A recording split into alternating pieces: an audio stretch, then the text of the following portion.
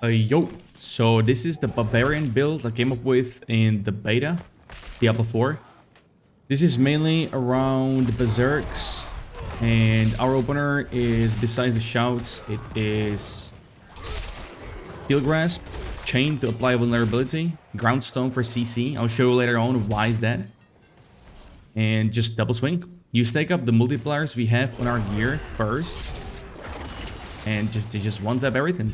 After it, you just one tap everything. As you can see, we don't really stack our passives. We probably didn't have to use the stun on this one. You can save it for the other one. The cooldown reduction could be adjusted at a higher level for sure. I'm pretty sure it can. I tried to make the auto attack build with frenzy, no core skill, but it works. I don't have the attack speed aspect for basic skill on my gear, but this one works as well. One thing I like about the Steel Grass, the chain, it actually, pulls mobs together. And right now I'm just auto-attacking because these mobs have low HP. They're dying quickly. I don't want to waste my core skill multipliers for, And look at that, we almost rank 10 mace. We don't even have level 10. Level 10 on mace, if you have the weapon mastery, it has a 10% chance to proc berserking for 1.5 seconds. Not sure if it's the best, but because of the passives, I think maces will be the best. There are some passives on, well, for the one-hander, as you can see right there, there was a crit and overpower together, 19,000 from the one hand, from one weapon. And this cheeky bastard just teleported. Yeah, damn. Oh, damn. It's missed. You wanna get used to the direction and hitting as well with the skills, because sometimes it can. Seems like it would hit, but it missed. For example, the roots, the chains there, right? Can we get let go? Nope. Unlucky. Unlucky. Let me quickly showcase and just run through his dungeon just to show you how this build works. But I'm a big fan of this one. Definitely one of my favorites. I tried like more builds for Barb. I played good amount. I played Necro, I played Rogue, I played Druid. Finished Druid build in under 6 hours. And if it's effective, you will see my next video. I will do a video about it as well. Now we have just all these mobs. This is mainly for farming elites. But because I think dungeons and elites will be endgame. Now you probably know it already. They said it. Nightmare sigils and dungeons. But let's show you what we're working with here. So we got Frenzy, first skill, and point here as well. You don't really need this one, but if you want more attack speed, you could go for this one, but I like the passives later on. Maxed out double swing, I only have +1 from item, but this one is great. Doesn't have like the biggest damage dealing like a number compared to Upheaval. This could be much higher for, this could be better for a higher number, but we have this like, this is less bursty, still big burst, but less bursty than Upheaval, but more after, I would say. Because as you can see, only 25 fury cost. This one gives you 15 fury if you attack a stunned enemy, which we have. There's a ground stomp, and also aspects stun as well. From our gear, I will show you. So 10 fury for this attack, that's insane.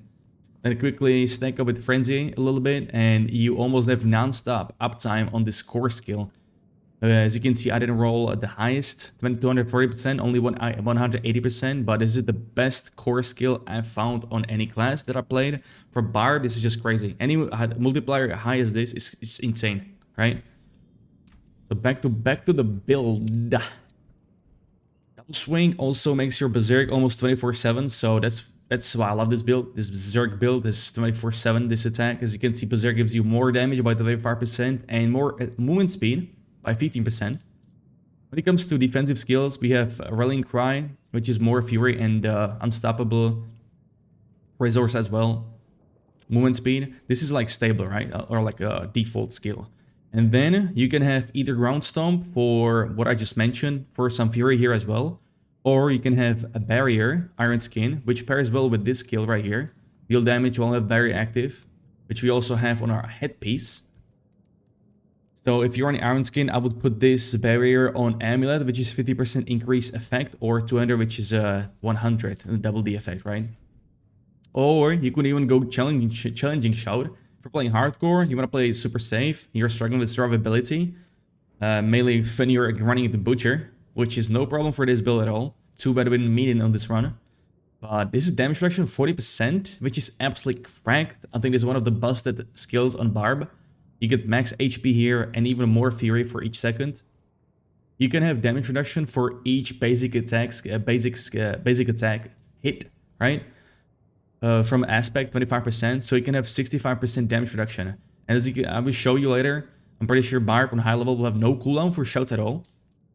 On the next one, the brawling skill, we have War Cry for the damage increase. Berserking, this is our opener. Or you could go with this one as well for even more damage. So it wouldn't be 16.5% or 15%, it would be 30%. Next up, you should also get Booming Voice. This is pretty good too for duration, but I went for damage passives like, let's see here. Damage to close enemies. We have high rolls on weapons for against close enemies as well. And you get, you know, damage reduction again from range mobs. I could probably put these points in here for more damage, but this is crit strike against stunned mobs, which we have ground stomp and some aspects as well. 9%. I have Steel Grasp. Once again, it puts vulnerability on the target, which is 20% more damage increased, and you get Berserk. This could be our opener if we don't have Warcry, which could be on cooldown, but this is super low cooldown, has 2 charges.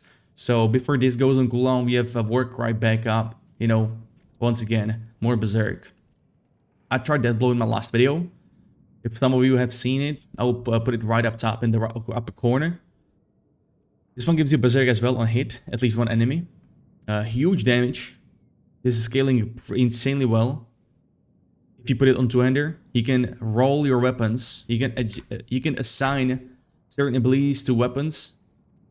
I cannot show you here because both of these require dual wields. But if you can see down below arsenal selection, when it comes to Death Blow or like anything other, any other skill, if it says, for example here, any arsenal weapon, you could assign this skill to two-handed. Mace that Barb has, sword, or dual wields. Now, ultimates, next up, you could go with Wrath of the Berserker here. You could go with Call of the Ancients. You could go with Iron Maelstrom. All are very good. Personal preference, and at this point, I would say, I went with this pure damage increase for bludgeoning weapons, which my dual wields are. I should probably put, yeah, I might actually do like, you know, do it like this. To max out the damage, close damage enemies, and then here more as well, which is like already 8% more damage here. But yeah, this is what we're working with. I went with bludgeoning weapons just for this pure, you know, more multipliers means more damage. It just stacks up insanely well. That's what I went with. And expertise for Barb, as you can see here, you deal more damage to stunned enemies, which once again, ground stomp and some of the aspects I will show you in a bit. Not bad at all. You could go for others if that's your personal preference. Some crit strike, some bleed here, fury as well. Up to you, right? Now, when it comes to items, you have seen this one. I would not go for max fury rolls on the gear because of this, right? Because of this imprint, this legendary aspect. Each point of fury you generate while at maximum fury. So if the higher fury pool you have, it will take longer to reach this aspect to activate, right? So it's just besides the point. So with Barry here, we got 45 while berserking. We got like 3 passes for while berserking. This is amazing passive. I hope to get this on live version. Devs confirmed that aspects have increased drop rate. Now, as you can see, physical damage and normal damage multiplied again on top of everything. We got crit strike, double swing, attack speed, god rolls. Too bad it's not +2 double swing. It is what it is though, but take a look at this, right? Damage direct against direct damage against bleeding enemies has a chance to stun them. Now, you didn't see any bleed, right? But if you take a look at the amulet, whenever you deal direct damage with berserking, which we have non-stop, you deal percent of the base damage that is bleeding. So you put this on targets, boom, you stun them. And while they are stunned and you hit them, if they are not dead by now, which they probably will, we also have this passive, this aspect. When you hit a CC enemy with this stun, there's a chance for that CC effect to spread to other unaffected enemy. So you can have stun for everyone. You can make this chance increased on amulet or two-hander if you want to. It's a very safe build. You don't need to use any potions or anything like that. On the pants, we have life per second. I didn't really find anything better to put on here, maybe, but this comes in handy as well. Or as you can see, I'm also capped with Fortify on top of Barrier. We have everything. Barrier, Fortify, and then a health pool. Like 3 layers of health pool. Crazy. On the weapon, you already saw that. On weapons, we want to focus on damage to close enemies, core skill damage as the main attributes or buffs on the weapons. Basic skill damage, nothing too crazy, but nothing too bad either. 32% is a lot for Frenzy, but since we have only 1 point in that Frenzy, it doesn't do that much. I would like to get crit damage, for example, instead of that, better. On the sword, we have, once again, more multiplier for skills, depending on your primary resource, which is Fury. The more Fury you have, the more damage it deals, up to 60%. Mind you, this is doubled on weapons, on 200, which is here. So close damage, core skill damage increase, then overpower. Overpower is nothing too crazy, because it's 3% chance to proc, kinda meh. But my weapons are the same. They're bludgeoning, they're hammers, right? Maces, I mean. So we got damage to close enemies and damage while berserking. This only rolls on item that is higher 400, I think, item power. This is from the elite level 35. Also have a video about this. You can check it out right up top again, right there. These two.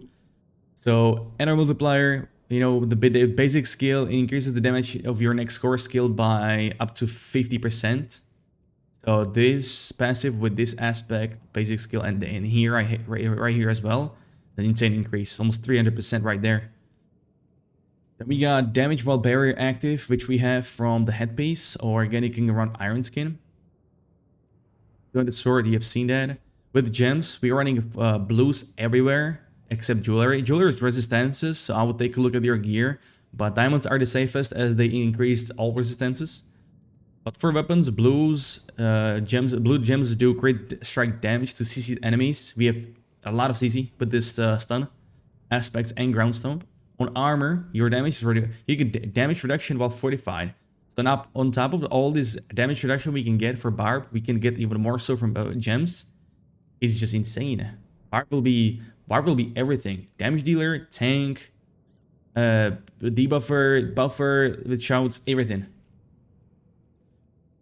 On the jewelry, we get some utility, which is a fury per second while berserking. Once again, we have berserk non-stop. Good rolls, physical damage, damage to close enemies. The only thing I miss on rings is crit chance. That's what I don't have. Instead of max fury, instead of max health, I should get that. I didn't find one though. Again, damage to close enemies, physical damage increase, amazing. Now this is what I was talking about, where shouts might be no cooldown at higher levels. Cooldown reduction per nearby enemy up to maximum of 12 seconds. So that will be, yeah, half the cooldown reduction for both shouts for now. And then amulet, you have seen that with the bleed that pairs with everything else. 5.2% damage increase, not bad. Max HP increase as well, distant enemies. Yeah, I would say this is a very solid build. Double swing, no one is, I haven't seen anyone play that, but here it is. It's viable, it's viable, it's possible as well. And hold on, why is my fury capped? It always goes down with Barb. That's the only thing with compared to different classes. Your fury goes down. Why is it not going down? Is it because of this thing? Does it lock fury if you have... Oh, well, that's news to me. I had no clue. No, I do. Alright, that's interesting. That's interesting. So our next damage would be huge. You can see these are the passive we want to stack from here and from here. Because we already have this one incorporated. Pretty proud of this build. Damage increase aspects and everything. Pretty good, pretty good. Of course, we would want to upgrade this hammer even more so for the last proc, but this is it. This is my masterpiece for Barb in beta. I'm gonna be running this as my main character. Now, after this video, I will get on the Necro build. I did melee Necro build, no minions with shadow damage. Oh man, that build is so nice as well. I'm excited to try it out, play it out, do a video about it as well. That will be my second main, I think. And then Druid. Oh boy, that's a painful one on beta. But if you guys enjoy the content, the video, please like and subscribe. Consider that. I would want to do this full time when it comes to Diablo 4 when it releases. I love this game. I grew up on Diablo 2 as a little kid, so I got some nostalgia kicking in with D4. But until next one, I would also want to thank you, Dirty Dan, to my Patreon supporter. I appreciate it big time. I also stream every day on Twitch. I will be on Kick as well, so description will be stacked with those links. If you wanna take a look, check me out. Until then, y'all have a good one and take it easy. I'm out. Peace.